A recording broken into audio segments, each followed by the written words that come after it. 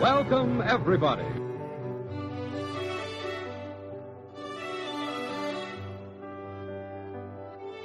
The Gulf Screen Guild Show.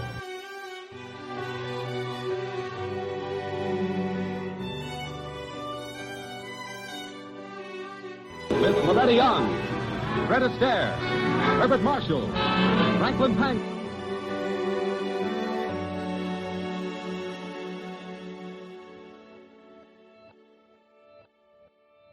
Hello everyone, and welcome to Drama and Theater, brought to you by Dwayne Old Time Radio.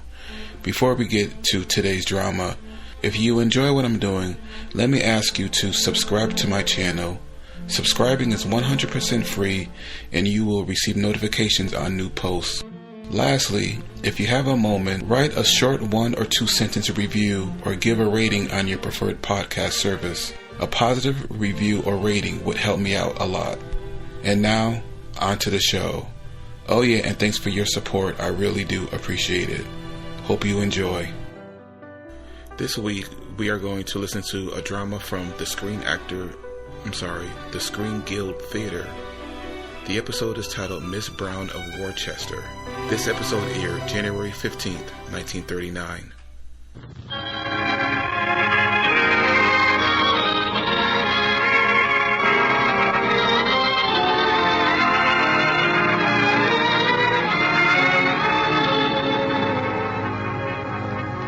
Welcome, everybody. Tonight, your neighborhood good Gulf dealer joins the Gulf companies in presenting the second of the Motion Picture Star's own program, the Gulf Screen Guild Show. With Loretta Young, Fred Astaire, Herbert Marshall, Franklin Pangborn, Gino Colotto, Oscar Bradley, and Hollywood's favorite master of ceremonies, George Murphy.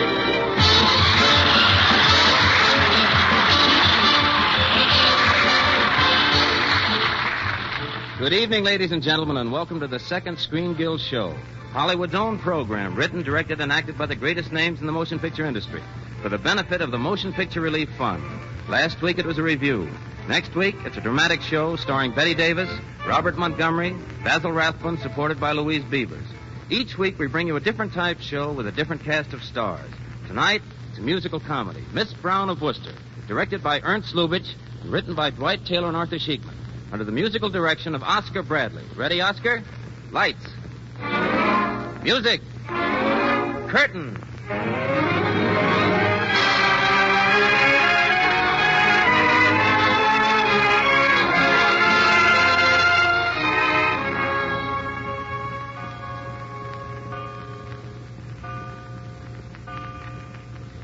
It's 4 a.m. at the English Manor House of Richard Devon, played by Herbert Marshall. The radio in the darkened drawing room is turned on. In front of it, we find Alice Brown, his fiancée, played by Loretta Young. The program she is listening to is a transatlantic broadcast from the famous Sky Room of New York's Hotel Astoria. Jerry Gale, known as the Rhythm Romeo and acted by Fred Astaire, is just beginning his midnight broadcast. It is my lady. Oh, it is my love. Jerry. Alice. Is that you down there? Yes, Dick. Well, what on earth? Well, do you know what time? Oh, darling, are you ill? No, I'm all right. I woke up and heard the radio playing. Oh, You're sure you're all right, Alice? quite sure. I just couldn't sleep, that's all. I don't wonder. Poor girl. That dinner last evening to meet my family must have been a frightful ordeal. No, it wasn't. But they approve of you, darling.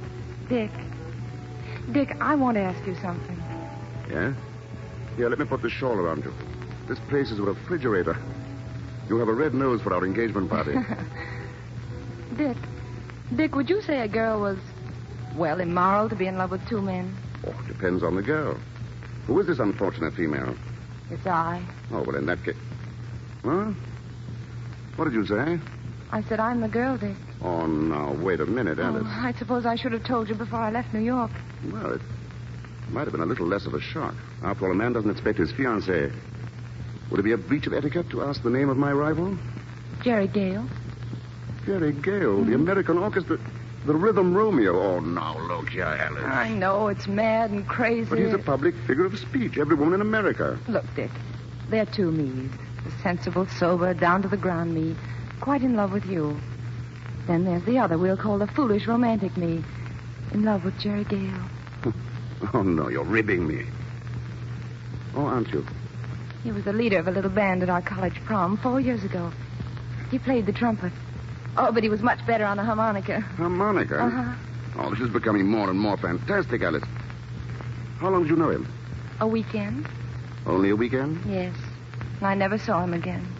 Well, doesn't it occur to you he must have changed a lot in 4 years? Oh, he has. Of course he's changed. And I'm the one responsible, Dick. I made him the Rhythm Romeo. Now, really, Alice, I can believe a lot of things, but... I introduced him to Shakespeare. You mean William? Where? A lake on the campus, in a canoe in the moonlight. I recited Romeo's speech to Juliet. And now he begins all of his programs with that same speech. Well, his meat was atrocious. He told me to always remember that night. Remember me. Every time I hear him, I know he's looking for me, searching. Oh, I know how perfectly stupid this sounds, but Stupid? It's serious. Even if it is purely mental, we've got to do something about it. Yes, I know, but what can we do? Return to America and see this Jerry Gale. Oh, Dick, now you're being silly. I've waited so long for you. I can wait a little while longer. Until I'm sure of you. But, Dick... Don't worry. If you find he's the one, I'll bow gracefully out. Oh, no, Oh, if he's not, you can forget him. Isn't that the sensible solution? Well, Exactly. We'll sail for America on the very next boat. You're going to feel better or worse within a fortnight.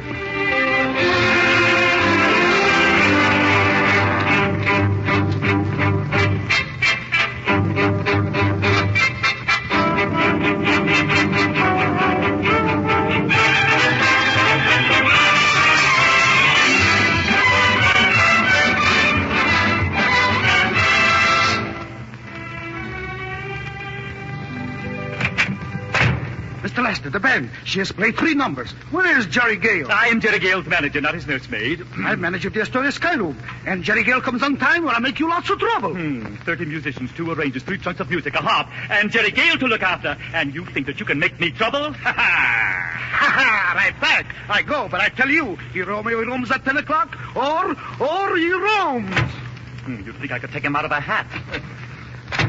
Hello, Lester. Oh, so there you are, Jerry Gale. Where have you been? On the corner of 47th and Broadway, playing a harmonica for 3 little dirty-faced kids to do the shag.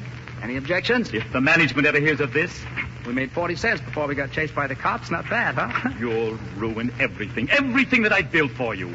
I and Shakespeare raised your salary to $2,000 a week. Look, Lester, you and the Bard have done a lot for me, but honestly, I get so tired of spouting couplets.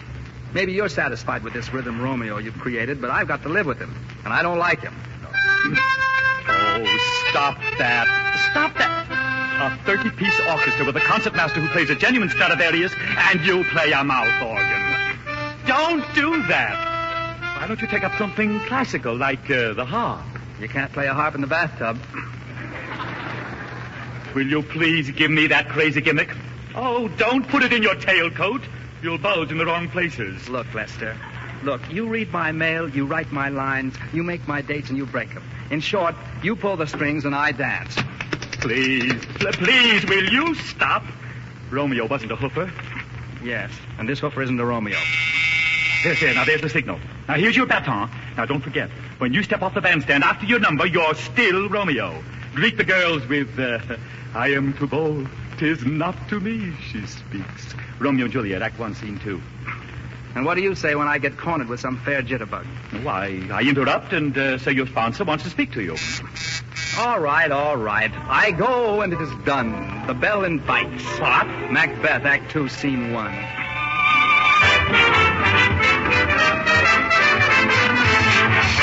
This can't be love because I feel so well. No sobs, no sorrows, no sighs. This can't be love, I get no dizzy spell. My head is not in the skies. My heart does not stand still, just hear it beat. This is too sweet to be loved. This can't be love because I feel so well, but still I love to look in your eyes. Thank you very much. Thank you, everybody. Thank you, ladies and gentlemen. So that's the Jerry Gale we've come 3,000 miles to meet. Yes, Dick.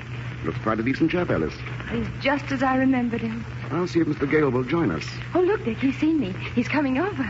Oh, Mr. Gale, will you play Two Sleepy People? I am too bold. It is not to me she speaks. Oh, Mr. Gale, your music is too wonderful. I am too bold. It is not to me she speaks. Hello, Jerry. I am too bold. 'Tis not to me she speaks. Nice reading, old man. Thanks. Jerry, don't you remember me? Remember you? Well, of course. Why, you're, Alice. Alice, well, what do you know about that? Alice, Brown. Brown, certainly. Alice Brown, of course. The Fall Festival at Wellesley. No. Spring prom, Vassar. Oh, yes. You had on a blue dress. I wore red. Remarkable memory, old man. Thanks. By the way, this is Mr. Richard Devon. How do you do? How do you do? Alice has told me about you, Mr. Gale. Really? Well, that's nice. Yes, most fortunate the way you came upon the Shakespearean role. Oh, Dick. The Rhythm Romeo angle? Yes, a lake on the campus, a boy and a girl, the moonlight, and you were romantic. No. A hamburger joint on Main Street, me and my manager. It was raining and I was broke. But, Jerry, You see, one of the boys in the band made a play for the waitress, and she said, lay off, Romeo, and the idea came to Lester just like that. I've been the Rhythm Romeo ever since. Dick, let's dance. Alice, darling, you know I don't tango. But you do, don't you, Mr. Gale? Oh, I couldn't possibly leave you alone, Dick. Nonsense. I'll order dinner for you while you're dancing. Go ahead. Well, I suppose we could dance. I suppose we could, if you like.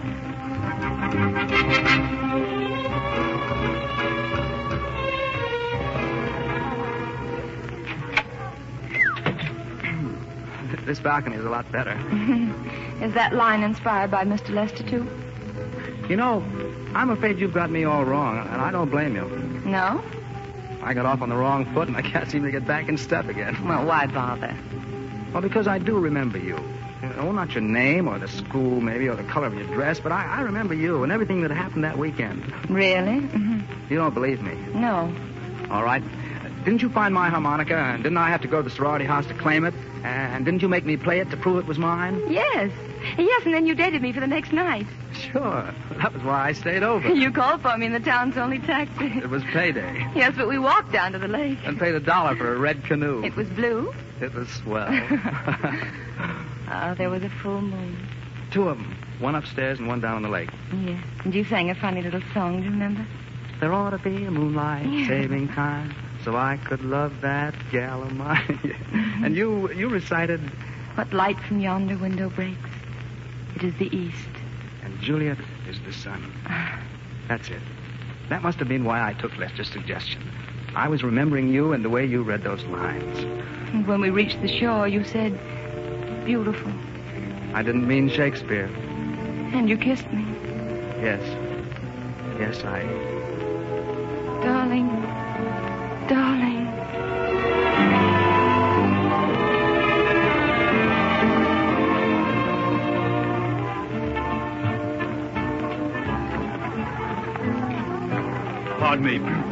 Pardon me, I'm Mr. Lester, Mr. Gale's manager. He was at your table a few moments ago.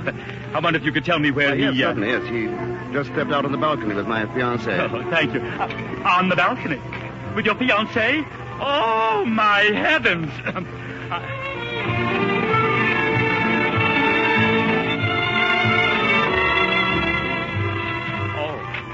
Oh, here you are. I say, here you are. Mr. Gale, your sponsor wants to speak to you. I say your sponsor wants to speak to you. Mr. Gale, your sponsor!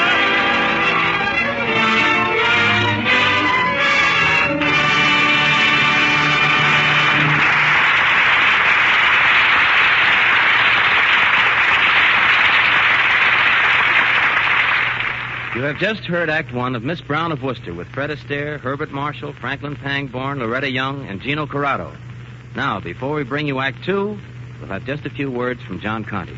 Ladies and gentlemen, in your neighborhood, perhaps just around the corner, you'll find a good Gulf dealer. He is an independent merchant who conducts a business to serve you with your motoring needs. We are proud to say that he handles petroleum products which are uniformly high in quality. Of equal importance is the service which he renders. We are sure you will find him friendly, helpful, and prompt in his attention to your motoring needs, courteous as he serves you. In every respect, a merchant who merits your regular patronage. So the next time you need gasoline and motor oil, stop at the sign of the Gulf orange disc and ask the good Gulf dealer to service your car. Thank you.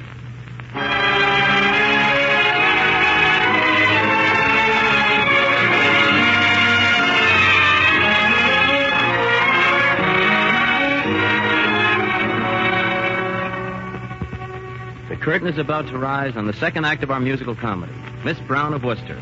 Alice Brown and her former love, Jerry Gale, the famous orchestra leader, have been doing the town for the past 2 weeks with a man she is engaged to marry, Richard Devon.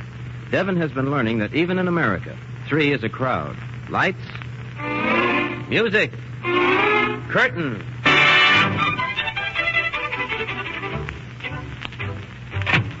Well, where have you been?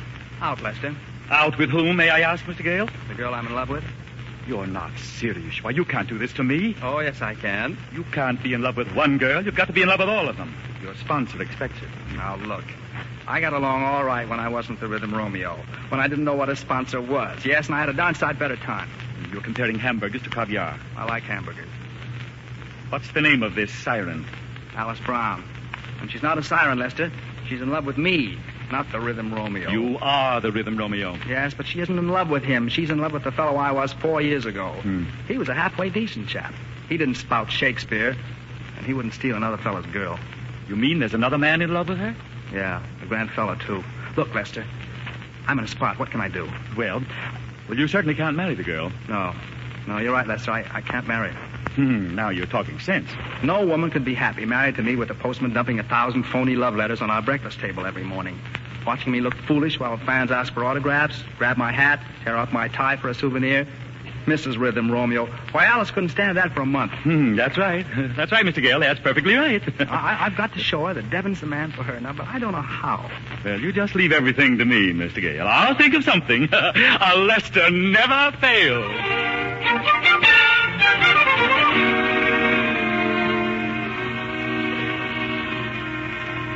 Dick, did you see this headline? How about some tea, Alice?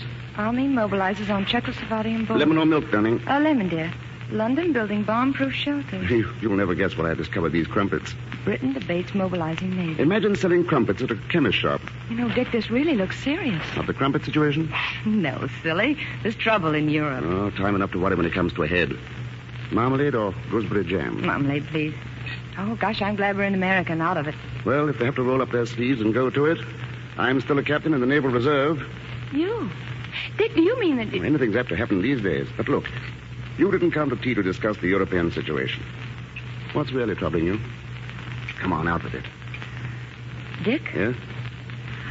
I've made up my mind. I thought so. It's Jerry Gale. Yes. Oh, please, Dick, don't be angry with me. I'm not. Jerry's a fine chap. I'm only sorry I couldn't have been the lucky man. But Jerry doesn't know it yet. I knew it. And so must he, unless he's blind. Just a second. Yes? Is Miss Brown there? Yes, just a moment. For you, Alice. For me? Oh, thanks, dear. Hello? Miss Brown? Yes? This is Jerry Gale's manager, Mr. Lester. May I ask the name of your attorney? My attorney? What for? Miss Brown, as Mr. Gale's manager, it is my unpleasant duty to follow the path of unbroken hearts left at the wayside by the Rhythm Romeo. And I do what I can to repair them in a monetary sense. Let me warn you, however, that $3,000 is my top price. Are you speaking for Mr. Gale? Certainly, I speak for Mr. Gale. Does he think that I... Why, how dare you call me up, Mr. Lester? How dare you?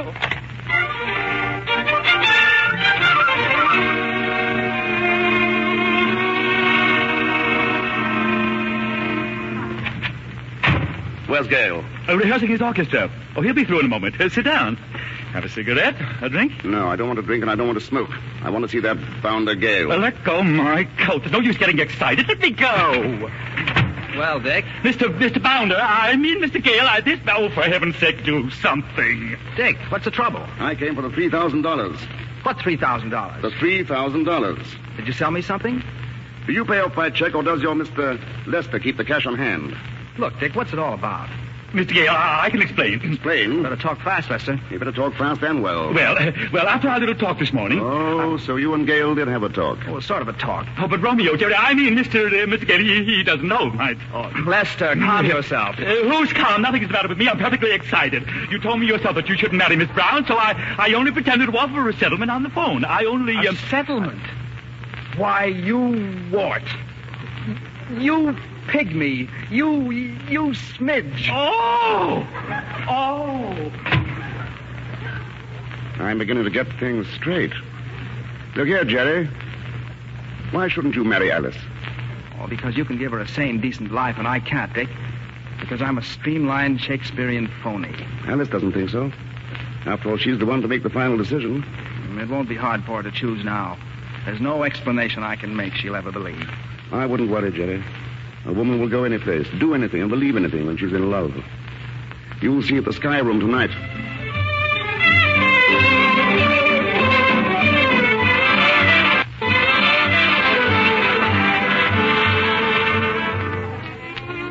But why, Dick? I never want to speak to Jerry again. I never even want to see him. Why must we come here tonight? Because you're really in love with Jerry. You're angry now. Your pride's been hurt. But he's a great fellow. And you'll be very happy together. I know that. Dick, don't you see that? When two people love each other, there has to be a lot of understanding. You told me this afternoon you loved him. You love him now, don't you? Hello, Dick. It's all right, old boy. I'll be back in a little while. Alice, I don't know what to say. I don't know if there's anything I can say. You see, I've got so in the habit of speaking for this rhythm Romeo that I can't talk very well for myself. There's your music. I'll be right back. No, I'll sing it from here. I can reach up to heaven and pluck out a star from the blue. It's true, but only when you're in my arms. I can live without riches and still have a million or two. It's true, but only when you're in my arms.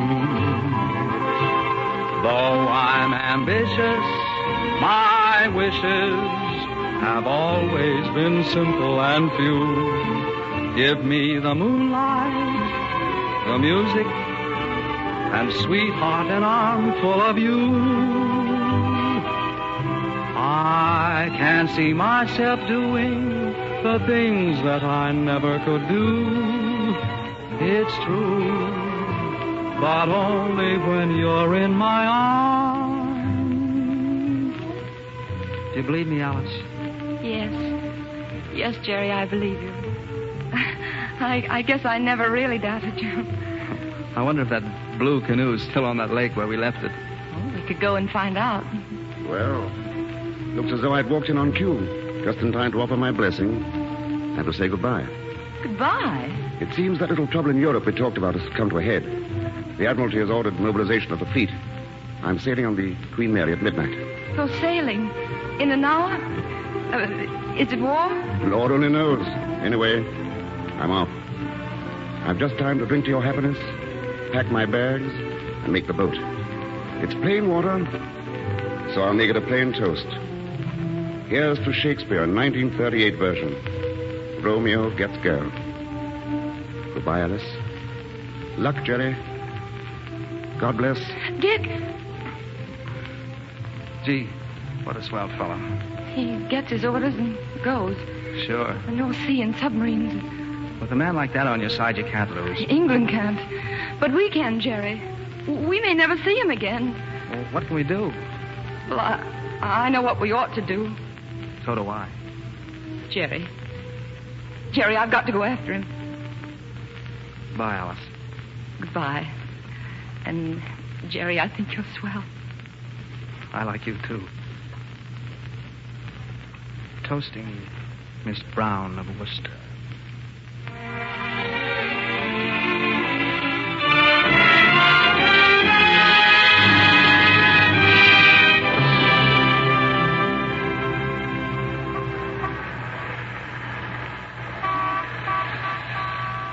Throw my luggage in the back, driver. Pier 90, driver. Okay, ma'am. Alice. Well, what are you doing here? Where's Jerry? On the bandstand at the Astaire Hotel, I think. No, but I thought... Oh, you're coming to see me off. Darling, a girl doesn't take bag and baggage to wave goodbye from a pier. You stupid thing, I'm coming with you. You can't. Why not? Well, it's Jerry. He sent me. Oh, forgive me, I don't get this. Darling, don't make me propose to you. You mean... Yes. Alice. Oh, my dear. How about a little radio music with that, sir? Why not? Well, here it is. Driver, do you know this is the first time I've ever been kissed in a taxi at 50th Street and 10th Avenue? Oh, this ain't the first time it's happened in my cab, ma'am. Listen, darling. My heart does not stand still, just hearing me. That's the song he sang to you, our first night in America. Yes. Only now he's singing it to us. See here, Miss Brown. Huh? What about your accommodations on the boat? I got the last stateroom. Oh, no, you didn't, darling. We got the last stateroom. Mr. and Mrs. Devon.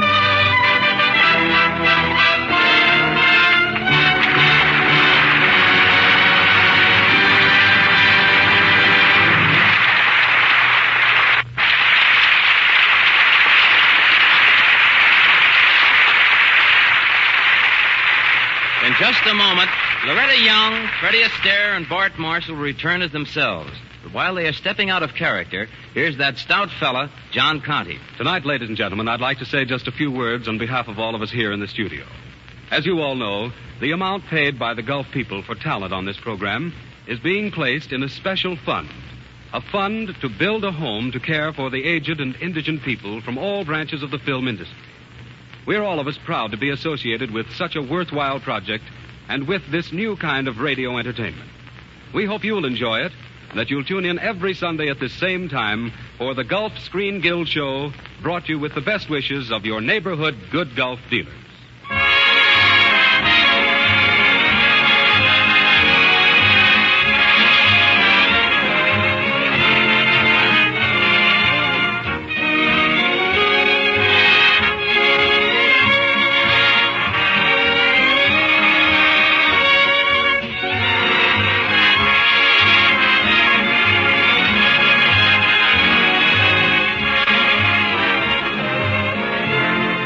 Say goodnight, George. Loretta, before I say goodnight, I want to tell you what a swell job you did. Oh, thanks. And I don't have to tell you how swell I think you are personally. No, you don't have to, but I like it. Good night, George, and thanks again. Good night, Loretta. And by the way, extra congratulations to you, Bart. Why is that, George? Well, because tonight you got the girl and Freddie didn't. Well, in that case, so long as she's mine, I'll take her home. Good night, George. Good night, Bart. Good night, MC. Just a moment there, F.A. We missed something here tonight. You didn't dance. Well, neither did you. Well, I don't dance much, Fred. Why, George, you're just a terpsichorean meanie. Them's bodacious words, Astaire, bodacious. Oh, I couldn't dance today anyway. My foot's asleep.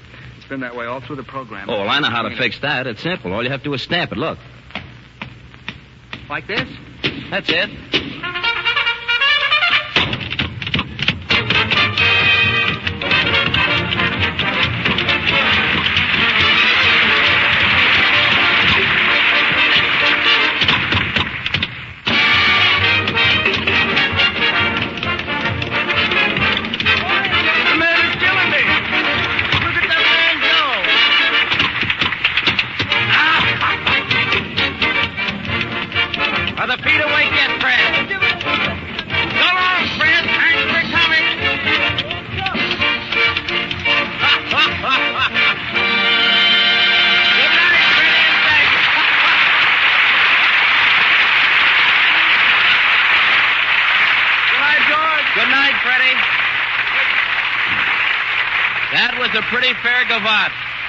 That was a pretty fair gavotte for two sleepy feet.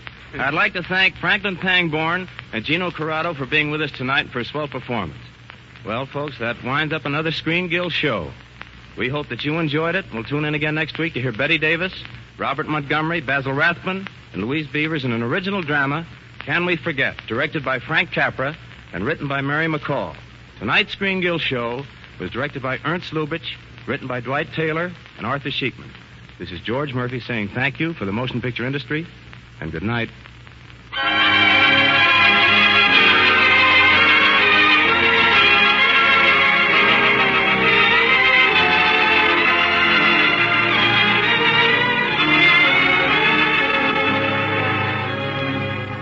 week, same time, same station, the good Gulf dealer in your neighborhood joins the Gulf companies in welcoming you to another Screen Guild show with Oscar Bradley's orchestra and your master of ceremonies, George Murphy. This is John Conte speaking. When You're in My Arms is from Fred Astaire's new RKO picture, the story of Vernon and Irene Castle. We are indebted to 20th Century Fox for Loretta Young, who can soon be seen in the picture Wife, Husband, and Friend. Heard on tonight's show were Make Believe and Why Do I Love You from Showboat. Yesterday from Roberta, Thanks for Everything from the show of the same name, and This Can't Be Love from the Boys from Syracuse. This is the Columbia Broadcasting System.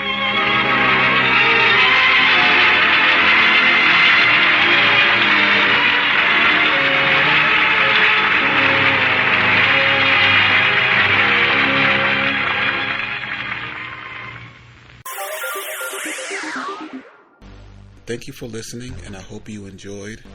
As always, you can listen to my podcast on all podcast services. You can also go to my website, otr.duane.media, to listen to all of my podcasts. There's donation information, patron information, and more all on the website. The website is slowly improving. Thank you for your patience. It takes a while to update and add information to the website, but it's getting there. You can also find me on Instagram, duane.otr. You can also email me if you want, info@otr.duane.media. Hope you enjoyed, and until next time, stay safe, wish you well, and as always, peace.